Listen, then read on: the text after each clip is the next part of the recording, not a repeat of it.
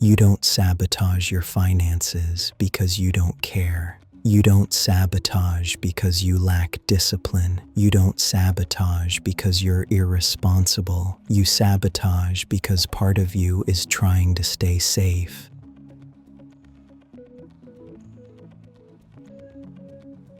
You make a plan. You feel motivated. You tell yourself, this time will be different. And for a moment, it is.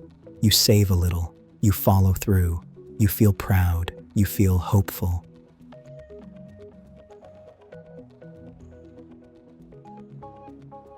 Then something changes.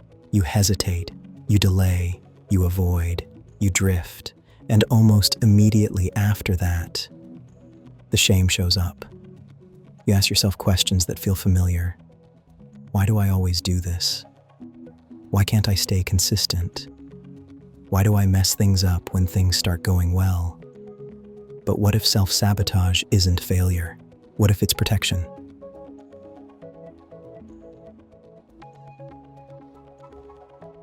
Your nervous system learned something very early in life. It learned that stability is fragile, that good things don't last, that calm invites disruption, that success brings pressure, that being visible can be dangerous. So when your life starts improving, your body doesn't celebrate. It becomes alert, not excited, not relaxed, alert. Because improvement means change, and change means uncertainty. Your nervous system doesn't fear failure as much as it fears the unknown. As a child, you learned who you needed to be to survive emotionally. Maybe you learned to stay small. Maybe you learned not to expect much. Maybe you learned that success came with attention you didn't want.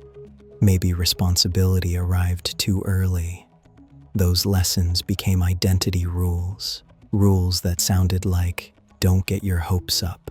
Don't rely on stability. Don't stand out. Don't trust good things. So when your adult life starts contradicting those rules, your nervous system reacts, not with logic, with resistance.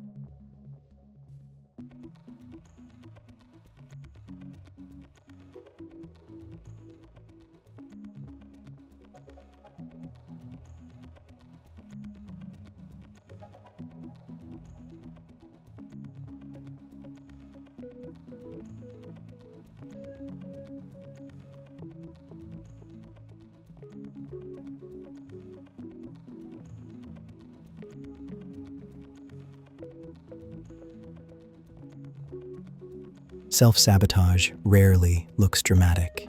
It's subtle. It looks like procrastination. It looks like forgetting. It looks like emotional spending. It looks like avoiding numbers. It looks like losing momentum. And when it happens, you blame yourself. But your body wasn't trying to hurt you. It was trying to keep you inside familiar territory. Here's something most people never learn. The brain prefers familiar pain over unfamiliar peace. Why? Because familiar pain is predictable. Unfamiliar peace requires trust. If struggle has always been part of your identity, calm can feel suspicious. If chaos was normal, stability can feel temporary. So your nervous system quietly asks, how long before this goes away? What's the catch? What happens if I lose this? And instead of sitting with those questions, self-sabotage steps in.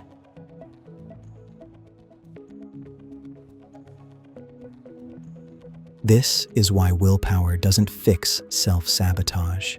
You can push yourself forward for a while, but pressure activates fear. Fear activates resistance. Resistance leads right back to the same patterns. That's why strict plans collapse. That's why starting over keeps happening. That's why intensity never lasts. Self-sabotage is not a discipline problem. It's an identity conflict. If your identity says, I struggle, I'm inconsistent, money is stressful, stability doesn't last, then any behavior that contradicts that identity will feel threatening, even if it's good for you. Your nervous system resists identity change long before your mind understands what's happening. This is why success can feel uncomfortable.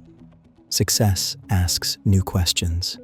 Who am I if I'm no longer struggling? What's expected of me now? What happens if people rely on me? What if I disappoint myself again? Self-sabotage protects you from having to answer those questions. It says, let's go back to what we know. At least there, the rules are clear.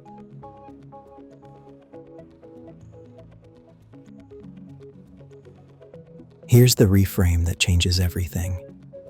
You don't sabotage because you're broken. You sabotage because safety hasn't caught up to progress yet. Real change doesn't come from pushing harder. It comes from expanding what your nervous system believes is safe. Until safety increases, your body will always choose familiarity over growth. And that is not a flaw. It's biology.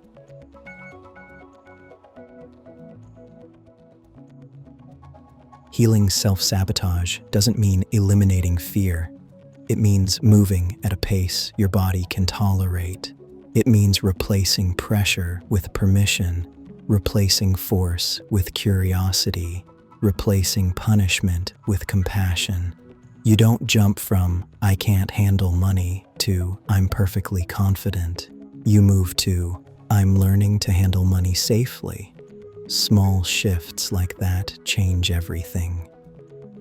Consistency doesn't come from intensity, it comes from trust. Trust that you can move forward without abandoning yourself. Trust that you don't need to rush. Trust that stability doesn't require perfection. When your nervous system feels included in the process, self-sabotage loosens its grip.